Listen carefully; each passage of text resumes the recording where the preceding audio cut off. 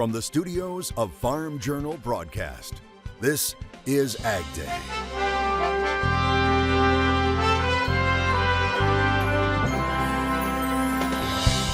Delivering the details when it comes to dairy. Social media can reach millions of people by the touch of a button. How 3 New York State sisters are making a splash on social media by showing grit with grace. What should happen regarding the tariffs with China? The Ag Secretary weighs in. I think it's important for U.S. agriculture to be less dependent and reliant on that Chinese market. And why haven't we seen any big ag buys from China lately? Their edible oil imports are down 75%. What new numbers say about their economy and where things might be heading right now on Ag Day. Good morning, I'm Clinton Griffiths with worldwide recession fears climbing. There's new evidence this morning that the world's second largest economy could be slowing down. Ag Day's Michelle Rook joins us with the numbers coming out of China and how they could impact U.S. ag exports. Clinton, on Friday, China's National Bureau of Statistics reported second quarter GDP was only up 0.4% from a year ago. That was less than expected and slowed sharply from the 4.8% growth in the first quarter. Now, it's a result of China's continued COVID lockdowns and was the slowest economic growth since the first quarter of 2020 when COVID first emerged. That's had a chilling effect on demand for agricultural products, including those from the U.S. When you look at China data today from last year, their edible oil imports are down 75%, pork imports are down 39%, and beans 8%. So that's not a healthy number. In fact, China has not bought U.S. soybeans since June 1st. Plus, they've canceled previous bean purchases in the last 3 weekly export reports, which has been common in the past when prices have dropped substantially. That could be one argument. The other argument is they're just pulling back on overall demand, don't like the price.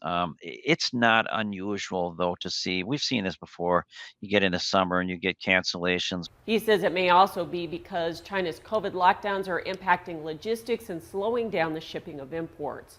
However, USDA has already figured this into the soybean balance sheets.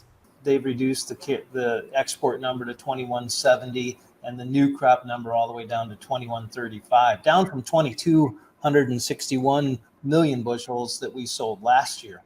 So, the export number that USDA is accounting for is already assuming a 4% decline on the old crop and a further decline on the new crop. And USDA also included a nearly 2 million metric ton drop in China's soybean imports in the July WASDE.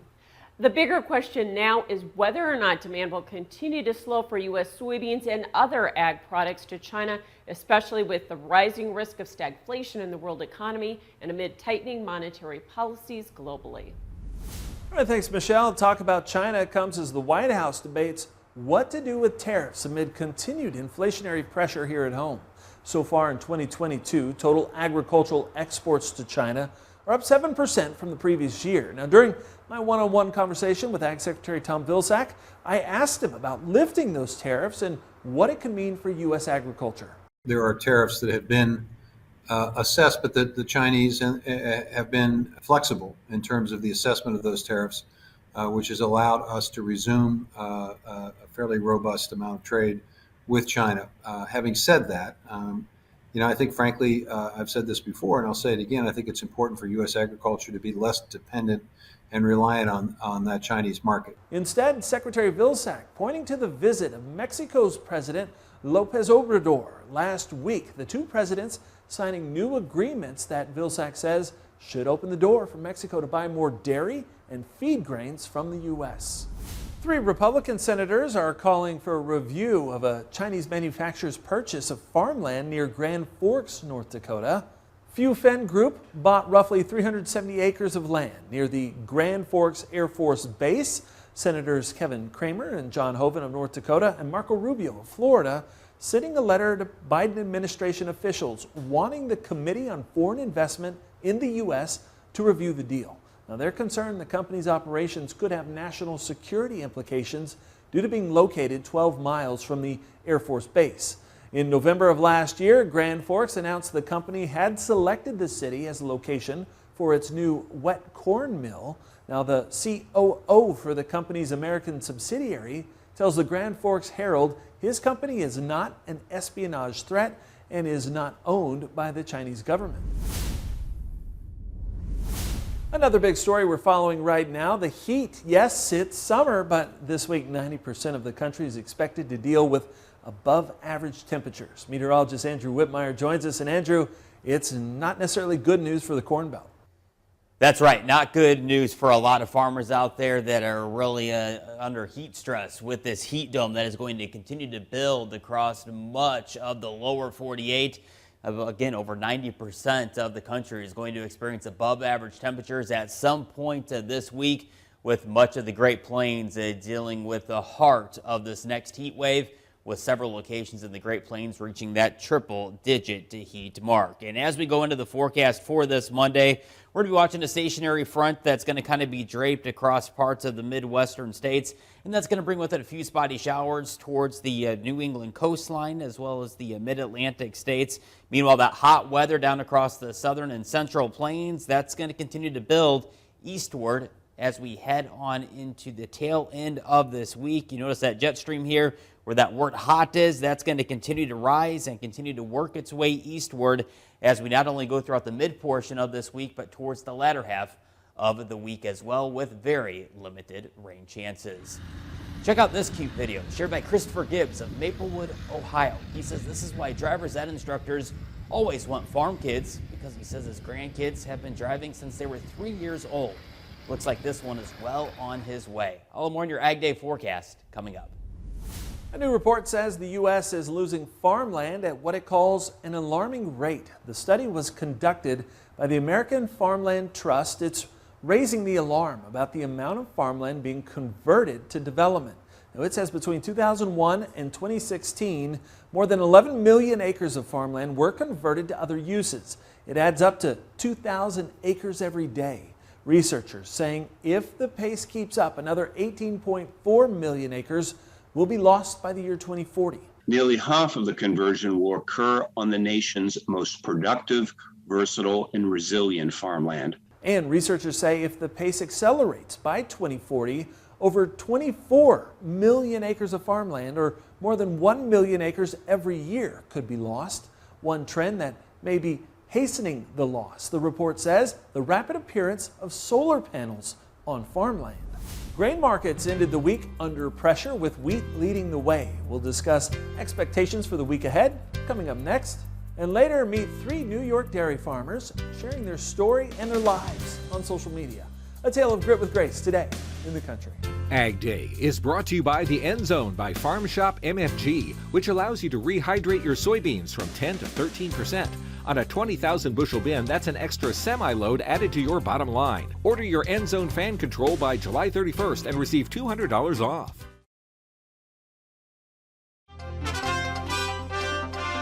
The sustainable aviation fuels industry is growing. A carbon transformation company called 12 says it has signed a memorandum of understanding with Alaska Airlines and Microsoft. Now, 12 says the companies will work to advance production and use its low-carbon jet fuel, which it calls E-Jet. Now, it says the fuel uses only renewable energy, water, and CO2. It will work to supply the fuel for some of Microsoft's business travel with Alaska Airlines. Now, you'll remember last year, United Airlines completed its first flight fueled by sustainable aviation fuel. U.S. wheat futures ending the week under pressure with the announcement of a deal that could be signed this week to restart Ukrainian grain exports. Michelle Rook joins us again with more on the markets. Well, joining us to talk about that with market analysis is Chuck Shelby with Risk Management Commodities. Well, we ended the week with grains lower last week, Chuck, and some of it was due to a little pressure with talk of maybe more Ukrainian exports coming through the corridor. Will that kind of be the focus again this next week? It'll certainly be important to see if that really happens. We've seen time and time again that what the Russians say they'll do, they don't end up doing, but I think the market's anticipating that. The reality of it, though, is what we're going to find out this week and see how that goes. Does it really happen? If it does, maybe we've already factored that into the market, in the wheat market. Yeah, the other key is going to be weather. And what is your thoughts about whether this crop has got enough weather premium in it, corn and beans? Well, it's interesting what part of the country you live in. If you're in Iowa or Minnesota, southern Minnesota, Wisconsin, you've got a really great crop. Northern Illinois, But you get down into Indiana, you look out to the west with the extreme heat that's happening at the wrong time of the year. I know farmers I work with in Texas have had a very poor crop. So I think it's still a weather premium, a weather market. I think this week we're going to find out that the heat and extreme dryness out west really matters to the market. And both grain and livestock futures have been really dominated more by money flow, what's been going on in outside markets, and the fund liquidation. So is that over? Can we start to maybe resume something normal in these markets? Well, when you look at the funds, they almost act like it's the end of the world. I know there's some negative things out there, and the funds have got rid of a lot of positions. I think they've balanced up the markets. Really, fundamentally, we're going to come back around. And at a point where we are now, I certainly think in the grain markets, weather and fundamentals will come back into play. All right. Well, we thank you for your analysis, as always, Chuck Shelby with Risk Management Commodities. And you can hear our full analysis on agweb.com. We'll have more Ag Day coming up.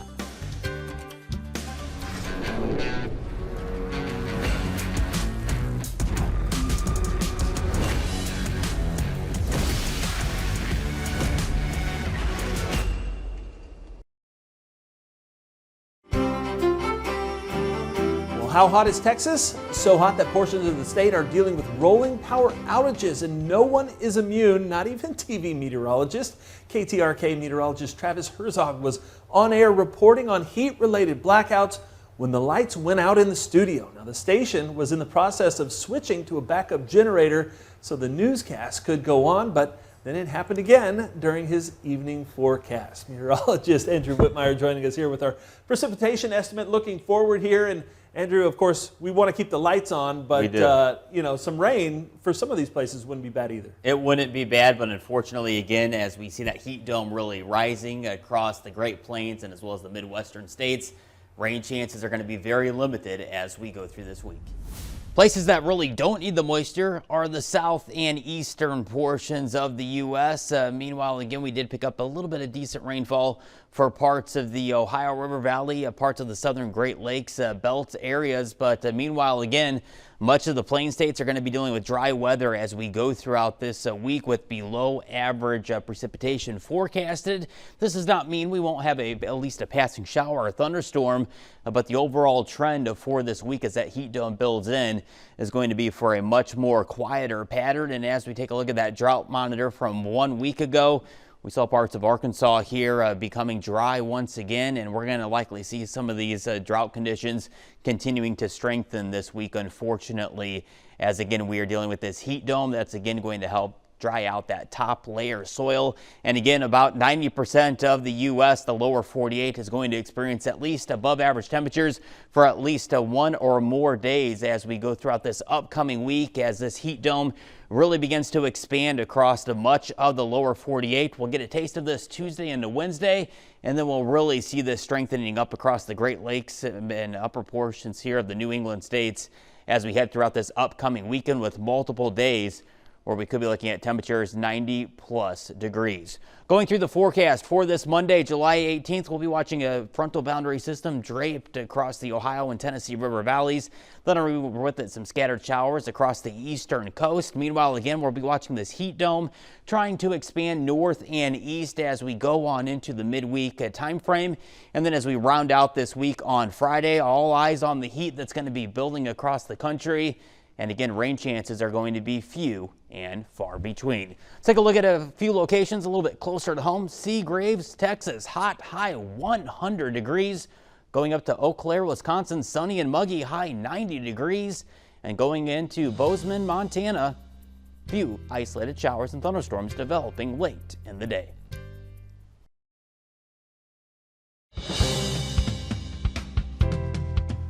Machinery auctions are still setting records, as our very own Machinery Pete explains.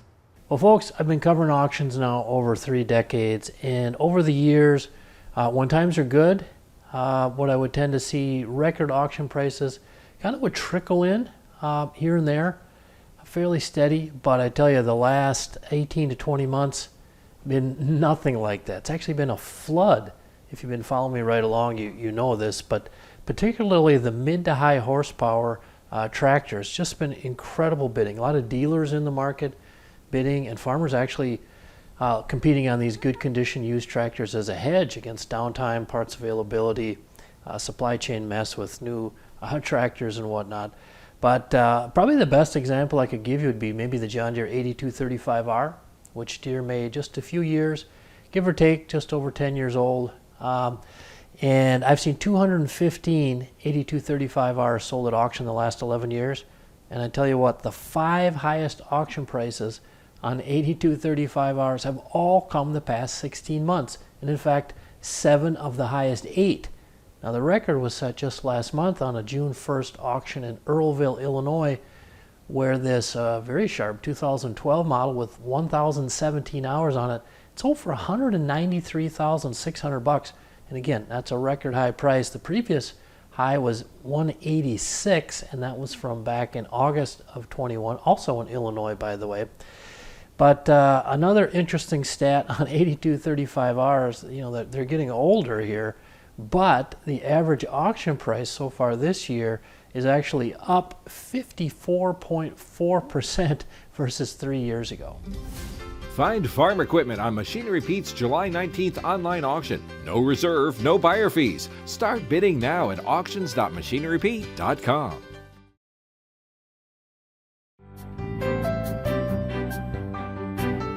Three young women are teaching the world all about the dairy business. They're known as New York Farm Girls, and they've become a social media sensation. But as Farm Journal's Tyne Morgan tells us, the success has required a glass full of grit with grace. Good morning, everyone. It's actually... They've become a social media sensation. Hey, girl. How's your morning going? The New York Farm Girls are taking all of social media by storm. Social media can reach millions of people by the touch of a button, so I think it's been really cool that we're able to reach this many eyes. New York Farm Girls consists of 3 sisters, Evelyn and Claudia Lubner, who are both in their early 20s, and their sister JoJo, who's still in high school. And their goal is to simply share life on the farm. Pretty much everything cows and some calf stuff, I'm your girl. After attending the University of Nebraska, Claudia came back with a love for grains. I'm helping with planting season, harvest season, everything in between. And JoJo, well, as a high schooler, she still works on the farm part-time. As sisters, they don't always agree, but social media has actually drawn them closer. We've just become a much bigger, stronger bond. Bonds that were built despite the harsh reality of social media. Sometimes it's not even the extremists, it's also other farmers that are the ones that are, you know, sending negative comments to you. And you kind of just have to learn to ignore it. In the beginning when we started, we really took it to heart and it impacted our mental health. The girls no longer focus on reaching those who are anti-dairy. Instead, they target what they call the movable middle. So we want to be able to target these people and tell them exactly where their milk is coming from that they're buying. And what they're doing. There's no antibiotics in milk. Is working. I just did a post the other day on Facebook about how there's no antibiotics in milk ever, and it reached almost 500,000 people because of how many people shared that post. Happy Dairy Month! With June Dairy Month, the girls decided to do a series of videos busting dairy myths. Once you kind of go to the source and see how it's actually done, I think you can feel a lot better about where your food is coming. Each one of the New York Farm Girls is very visible on social media, but a less familiar face on the farm is one that has been a constant stream of support. My dad is a great teacher, very patient. While Tim was hesitant when the girls first launched into social media. But now I'm kind of liking it because it's just real life. As for a father, his biggest worry is always the safety of his 3 girls. In years past, they were getting threats. That was kind of scary. He says it has improved, as even his addiction to the farm could be turning into a new addiction for social media. I constantly am making little videos here and there, and then I'll send it to Claudia or Evelyn, and they'll make a video. Tim admits his daughters are strong and independent, and maybe that's because of how Tim and his wife raised their girls. Don't ever tell like a kid they can't do something. As New York Farm Girls continues to gain followers and fans, these 4th-generation farmers are also helping secure a future for their dairy farm. We are so thankful that we're able to reach the amount of people because at the end of the day, It's not really about your follower count or your like count, it's that you are getting that information out there. But closing in on 1 million followers and fans across all sites is the product of hard work that required constant grit and grace. All right, thanks, Ty. And that's all of our time this morning. We're sure glad you tuned in. From all of us here at AgDay, I'm Clinton Griffiths. Have a great day. I'm Farm Country.